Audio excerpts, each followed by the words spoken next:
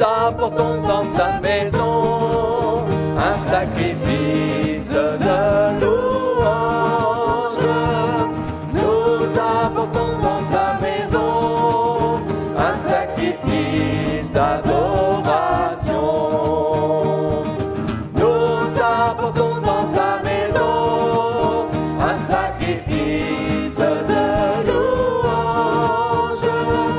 Nous apportons dans ta maison un sacrifice d'adoration. Et nous élevons vers toi un sacrifice de reconnaissance. Et nous élevons vers toi un sacrifice de joie. Nous apportons dans ta maison un sacrifice de louange. Nous apportons dans ta maison un sacrifice d'adoration. Nous apportons dans ta maison un sacrifice de louange. Nous apportons dans ta maison un sacrifice d'adoration.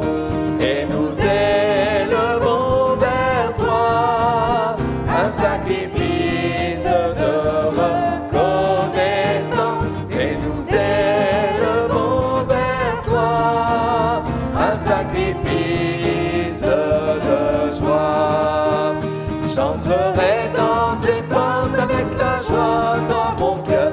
Je viendrai louer le Seigneur. Je dirai, voici le jour que l'Éternel a fait.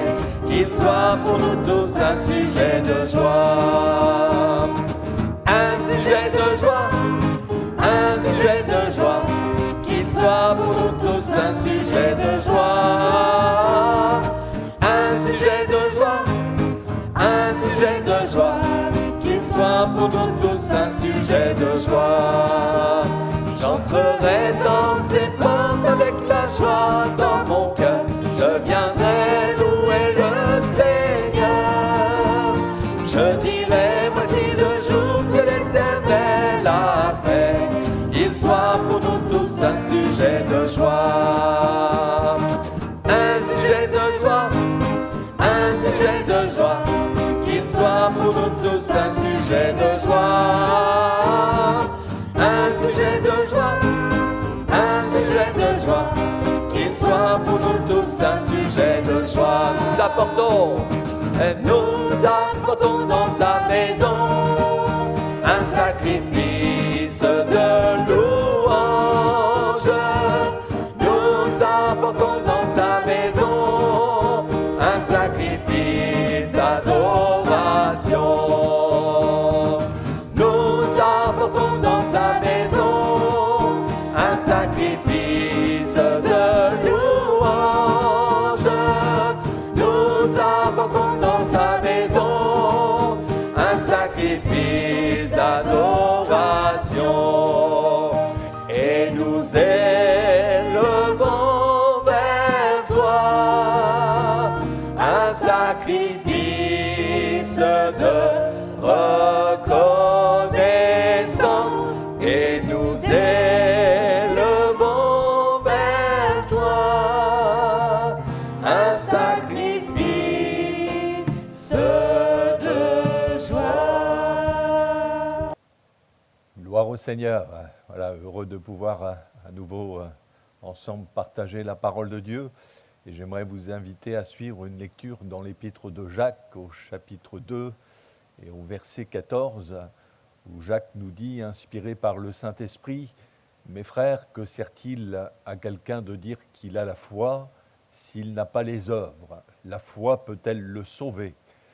Si un frère ou une sœur sont nus et manquent de la nourriture de chaque jour et que l'un d'entre vous leur dise « Allez en paix, chauffez-vous » et vous rassasiez et que vous ne leur donniez pas ce qui est nécessaire au corps, à quoi cela sert-il? Il en est ainsi de la foi. Si elle n'a pas les œuvres, elle est morte en elle-même. Mais quelqu'un dira, toi tu as la foi et moi j'ai les œuvres. Montre-moi ta foi sans les œuvres et moi je te montrerai la foi par mes œuvres. Tu crois qu'il y a un seul Dieu, tu fais bien.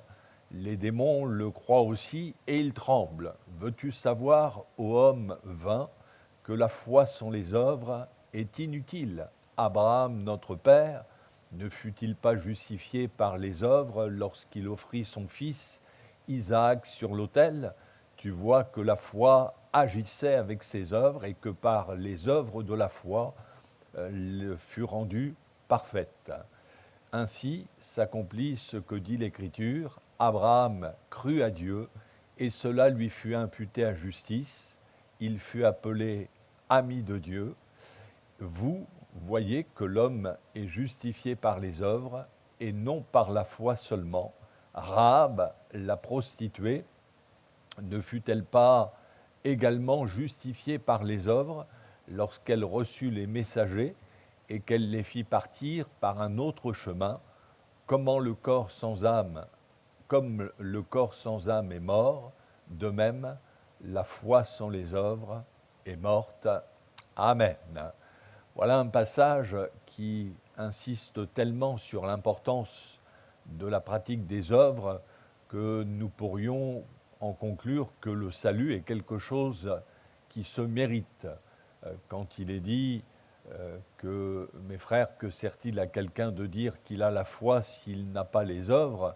Ces paroles peuvent sembler en contradiction avec d'autres passages des Écritures, et notamment lorsque l'apôtre Paul écrit dans son épître aux Éphésiens, chapitre 2, verset 8, « Car c'est par la grâce que vous êtes sauvés, par le moyen de la foi, et cela ne vient pas de vous, c'est le don de Dieu. Car ce n'est point par les œuvres, afin que personne ne se glorifie. » Par définition, une grâce, c'est un bienfait immérité, c'est un don gratuit. Il est donc clair que quand Dieu sauve un humain, ce n'est pas parce qu'il est meilleur que les autres, qu'il a accompli plus d'œuvres que les autres, mais c'est uniquement un effet de la grâce de Dieu. Quand un pécheur se repent, qu'il confesse son péché devant le Seigneur avec ce désir de l'abandonner et qu'il croit au sacrifice de Jésus à la croix, c'est là que la grâce de Dieu intervient et que le Seigneur sauve le pécheur.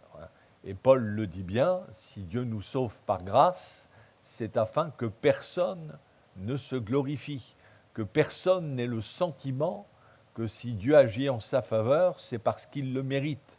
La Bible nous montre clairement que Dieu n'a jamais sauvé personne par les œuvres, mais toujours en réponse à la foi. D'ailleurs, à 4 reprises, dans la parole de Dieu, on retrouve ces mêmes paroles, « Mon juste vivra », non pas en fonction de ce qu'il voit ou de ce qu'il ressent, mais « Mon juste vivra » par la foi. La Bible nous dit encore que la victoire qui triomphe du monde, c'est notre foi, cette foi dans le Christ Jésus et dans son œuvre. Et si nous voulons connaître une vie victorieuse, eh bien il n'y a pas de secret, vivons par la foi, marchons par la foi, demeurons dans la foi et même combattons par la foi. Comme la Bible en parle, elle parle du bon combat de la foi. Et dans ce passage de Jacques, qui est donc l'auteur de cet épître, ne remet nullement en question le salut par la foi, mais ce à quoi il s'oppose fermement, c'est la foi intellectuelle, celle qui ne produit aucun fruit, qui ne se voit pas d'une manière pratique et qui par conséquent ne sert à rien. Croire sans vivre la parole de Dieu, ça ne sert à rien. Et s'il insiste autant sur les œuvres, c'est parce que justement une majorité de personnes auxquelles il s'adressait avaient tendance à abuser de la grâce en se disant le principal c'est d'avoir la foi et peu importe notre manière de vivre. Eh bien non, Jacques nous montre ici que la foi authentique se concrétise forcément par des œuvres. Et c'est d'ailleurs ce que confirme l'apôtre Paul, puisqu'après avoir dit que nous sommes sauvés par grâce, par le moyen de la foi, il dit aussitôt ensuite que nous sommes l'ouvrage de Dieu, ayant été créés en Jésus-Christ, ça c'est la conversion, pour de bonnes œuvres que Dieu a préparées d'avance afin que nous les pratiquions. C'est vrai, nous ne sommes pas sauvés par les œuvres. Jésus a tout accompli pour nous à la croix du Calvaire. Il nous offre un salut parfait, mais à partir du moment où par la foi nous avons reçu Jésus, nous sommes sauvés, oui, mais ensuite pour de bonnes œuvres que Dieu a préparées d'avance afin que nous les pratiquions. À partir du moment où, en réponse à notre foi en Jésus, Dieu nous sauve, il désire ensuite que ça se voie d'une manière concrète. La foi authentique doit se démontrer dans notre vie quotidienne. Et si Jacques insiste autant, c'est parce qu'il ne veut pas que ceux qui se disent avoir la foi, mais qui ne vivent pas la parole de Dieu, s'illusionnent en s'imaginant qu'ils sont sauvés, alors qu'il n'en est rien. Jacques le dit clairement ici, que sert-il à quelqu'un de dire qu'il a la foi ? Non pas qu'il remette en question la foi, mais il dit que sert-il à quelqu'un d'avoir la foi ? À quoi ça sert de prétendre avoir la foi si en fin de compte il n'y a pas les œuvres ? Et les œuvres, eh bien, c'est l'obéissance à la parole de Dieu, c'est la soumission à la volonté du Seigneur, c'est une vie sainte, c'est aussi la manifestation du fruit de l'esprit dans notre vie. Et il pose une autre question qui appelle une réponse négative. Cette foi, on pourrait même dire cette sorte de foi, peut-elle sauver ? Eh bien, est-ce que je peux avoir une foi intellectuelle qui ne se démontre pas pratiquement ? Est-ce que je peux dire j'ai la foi mais continuer à vivre dans le péché, dans un état de désobéissance et être néanmoins sauvé ? Eh bien, la Bible répond clairement non, cette foi-là ne peut pas nous sauver. La foi qui n'est que théorique n'est pas la foi qui sauve. Il y a aujourd'hui des personnes qui se disent avoir la foi, croire en Dieu, et qui même affirment être des personnes très croyantes, mais qui ne sont pas malheureusement pour autant sauvées, parce que leur vie est justement en décalage avec ce qu'enseigne la parole de Dieu. On peut proclamer avec force qu'on a la foi, mais si on n'accomplit pas la volonté de Dieu, eh bien, cette foi, elle est morte. Et elle ne peut conduire nullement au salut.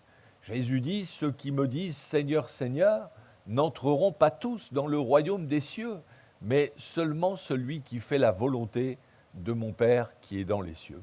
Prononcer le nom du Seigneur ne veut pas dire obligatoirement que nous sommes sauvés, approuvés du Seigneur, mais encore faut-il que nous accomplissions sa volonté.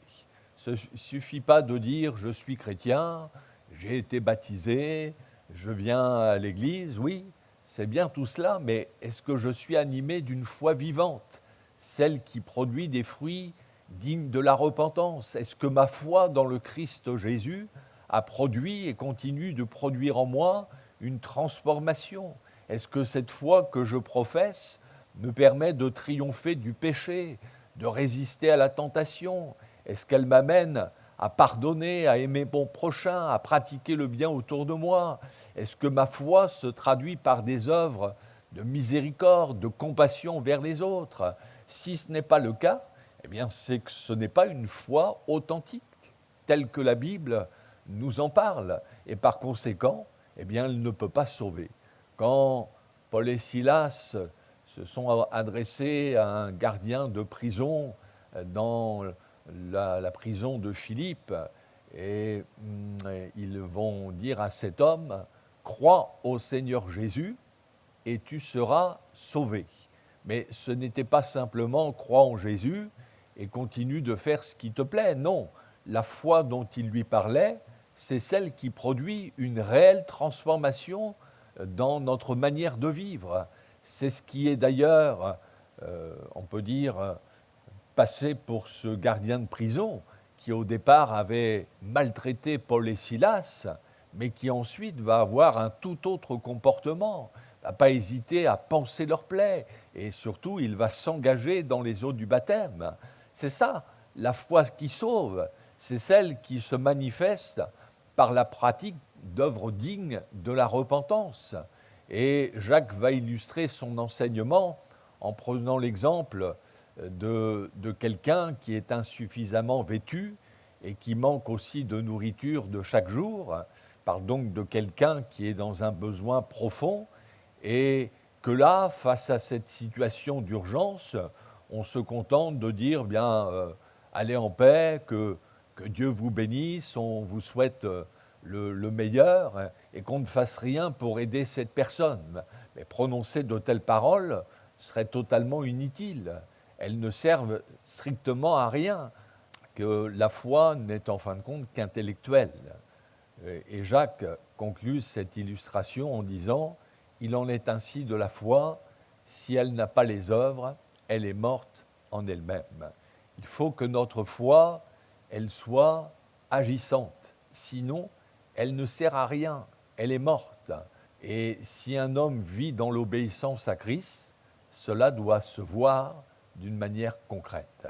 Et Jacques va prendre un autre exemple pour démontrer que ça ne suffit pas de croire simplement en Dieu, de croire en son existence. Et preuve en est, c'est qu'il donne l'exemple des démons. Il dit, tu crois qu'il y a un seul Dieu, tu fais bien. Les démons le croient aussi et ils tremblent. Les démons, eux aussi, croient que Dieu existe. Ils savent que leur sort final sera la fournaise et d'être jetés dans la fournaise ardente. Et ils tremblent. Ils savent même que Jésus est le Fils de Dieu. D'ailleurs, à plusieurs reprises, dans les évangiles, Jésus a affaire à des démoniaques qui ont confessé sa divinité, sa sainteté. Mais ce n'est pas pour autant que ces démons changent. Au contraire, tout en eux rejettent le Dieu vivant et vrai. Et cette croyance des démons n'a bien évidemment rien à voir avec la foi authentique. Mais c'est ça qui est trompeur, c'est que comme les démons, on peut croire en Dieu, on peut croire en Jésus, qu'il est le Fils de Dieu, on peut croire à sa parole, croire même à la condamnation éternelle des incrédules, tout en continuant à vivre dans la désobéissance à la parole de Dieu. Et par conséquent, être sur un chemin de perdition.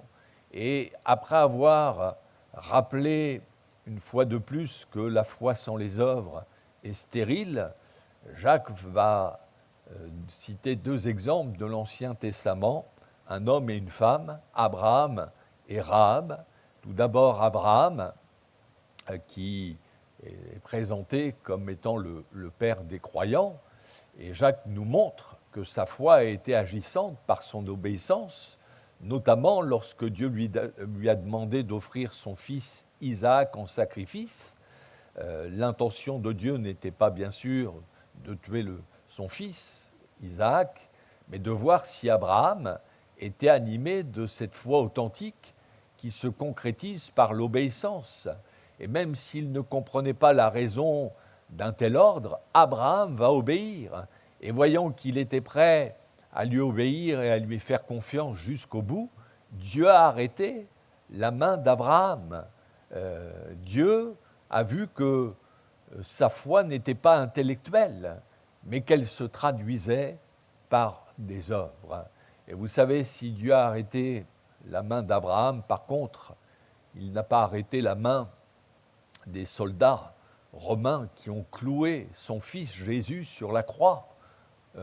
Et Dieu a accepté que son fils meure pour nous sur cette croix, pour notre salut, pour le pardon de nos péchés, pour que tous ceux et toutes celles qui croient en Jésus le reçoivent et reçoivent l'assurance du salut, mais un salut qui se vit aussi par des œuvres authentiques, par une vie transformée. Et Jésus le dit, celui qui croira et qui sera baptisé sera sauvé. C'est ça la foi véritable, c'est celle qui obéit. Et puis Jacques parle de cette femme, Rahab, une prostituée qui habitait la ville de Jéricho, et quand elle a appris ce que le Dieu d'Israël avait fait pour son peuple, les miracles qu'il avait accomplis en sa faveur, elle a été convaincue que le Dieu d'Israël était le Dieu vivant et vrai, et elle ne s'est pas contentée de dire qu'elle croyait au Dieu d'Israël, mais cette femme, elle a démontré sa foi en prenant le risque de cacher des espions israélites qui étaient venus en reconnaissance, en cachette, pour reconnaître la ville de Jéricho. Et elle l'a fait, cette femme, au péril de sa vie. Elle aussi, on peut dire qu'elle a montré sa foi par les œuvres. Eh bien, qu'il en soit de même pour chacun d'entre nous.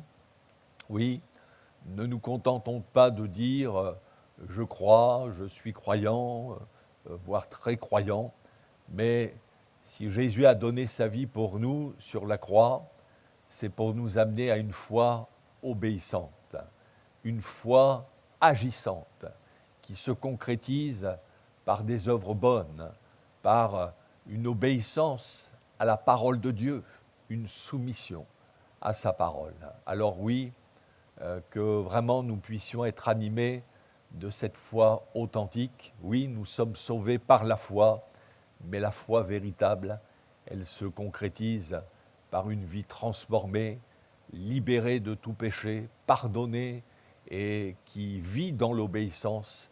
Eh bien, que ce soit cette foi-là qui nous anime à chacun, qu'elle puisse vous animer également et vous amener à vous aussi à obéir à la parole de Dieu. Et si vous n'êtes pas encore engagé dans les eaux du baptême, eh bien ne tardez pas, obéissez à cette parole de Jésus qui a dit « c'est celui qui croira et qui sera baptisé, qui sera sauvé, que le nom du Seigneur soit béni ». On va se recueillir et prier. Merci Seigneur pour ta parole qui est la vérité. C'est vrai Seigneur que nous sommes sauvés par la foi, mais en effet, la foi que tu attends de nous, c'est une foi qui obéit, une foi qui répond à ton appel, une foi qui se soumet à ta parole. Ah Seigneur, que vraiment tous ceux et toutes celles qui entendent ta parole, eh bien, puissent être animés de cette foi-là. Oh, merci d'agir, merci de te manifester encore en ces instants, dans le beau nom de Jésus. Amen. Que Dieu vous bénisse et à bientôt. Amen.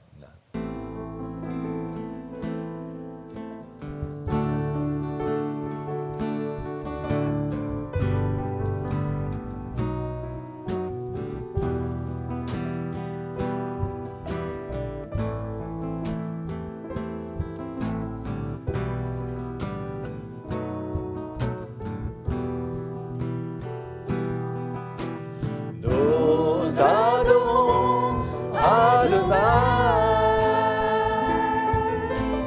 Nous adorons El Shaddai. Nous élevons ton grand nom. Nous te louons, Seigneur. La même cœur pour le Seigneur, le Créateur du vrai bonheur. Tu es glorieux, mon roi. Tu fais de moi ton serviteur, car je veux que ma joie demeure. Car c'est en toi que je veux être éternellement. Nous adorons Adonai. Nous adorons El Shaddai. Nous élevons ton grand nom. Nous te louons, Seigneur.